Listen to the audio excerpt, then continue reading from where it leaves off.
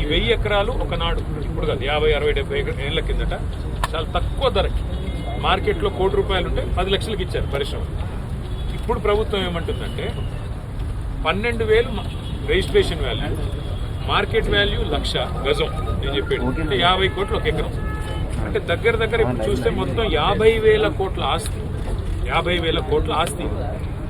ఇది కేవలం ఇక్కడ ఉండే కొంతమంది బడాబాబులు, పెద్దవాళ్ళు, డబ్బులు ఉన్న వాళ్ళకి జస్ట్ 12,000 గజం ఉన్నదాన్ని 4,000 గజం ఇచ్చేస్తా అంటున్నారు. ఆ 4,000 గజం ఇచ్చేసి అపార్ట్మెంట్లు కట్టుకోండి, పరిశ్రమ తీసేసి కాలుష్యానికి అందరం వ్యతిరేకమే.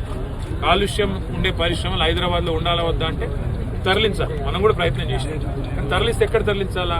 మనం ఫార్మాసిటీ అని పెట్టాం. ఫార్మాసిటీ అంటే ఇక్కడ పరిశ్రమను అక్కడ తీసుకెళ్లాలంటే ఇప్పుడు మీరు అందరూ ఉన్నారు, మీకు పిల్లలు ఉంటారు, స్కూల్స్ ఉంటాయి, అట్లాగే మీకు కావాల్సిన ఇక్కడ చిన్న చిన్న వ్యాపారాలు ఉంటాయి. అవన్నింటినీ కూడా అక్కడ ఏర్పాటు చేసి తరలిస్తే పోతారు, లేకపోతే పోరు. కాబట్టి తరలించాలంటే కూడా మొత్తం వ్యవస్థ ఏర్పాటు చేయాలి. ఈయన ఏం చేస్తున్నాడు? ₹1,00,000 గజం ఉన్న దాన్ని కొంతమంది బడా సేట్లకు 4,000 గజానికి అమ్ముతున్నారు. వాళ్ళు ఏం చేస్తారు? వీళ్ళ అన్నదమ్ములకు, వీళ్ళ ఇక్కడ కాంగ్రెస్ లీడర్లకు బ్యాక్ ఎండ్లో ఒప్పందాలు చేసి ఇంకొక 10 తరాలకు సరిపడా ఆస్తిని కూడబెట్టుకునే ప్రయత్నంలో ఉన్నాడు. హైదరాబాద్లో ఇప్పుడు మీ కుత్బుల్లాపూర్లో ఒక పార్క్ కడదామంటే జాగలేదు. అన్న చెప్తున్నాడు ఇందిరమ్మ ఇండ్లు ఇవ్వచ్చు కదా మరి మీకు అందరికీ. ఇందిరమ్మ ఇండ్లు కడతా అన్నాడు. మరి ఇందిరమ్మ ఇండ్లు ఇందులో సగం తీసుకొని కట్టు ఎవడొద్దనండి. ఇందిరమ్మ ఇండ్లకు జాగలేదు. రోడ్ వైడనింగ్ చేద్దామంటే జాగలేదు. పార్కింగ్కి జాగలేదు. ఆఖరికి చచ్చిపోతే బొందలగడ్డకు జాగలేదు. ఇవన్నీ ఇట్లా పెట్టుకొని అపార్ట్మెంట్లు, మాల్స్ ఇష్టం ఉన్నట్టు కట్టుకొని నేను పర్మిషన్ ఇస్తున్నాను కరెక్టా? ఇంకోటి ఇది మొత్తం ఒకటి కాదు, 2 కాదు, మీ దగ్గర 1000 ఎకరాలు మొత్తం కలిపితే దగ్గర దగ్గర 10,000 ఎకరాలు. 10,000 ఎకరాలు అంటే 5,00,000 కోట్ల ఆస్తి. ఎవరి సొమ్ము అది? ప్రజల సొమ్ము. మాకేం పోయేది లేదు.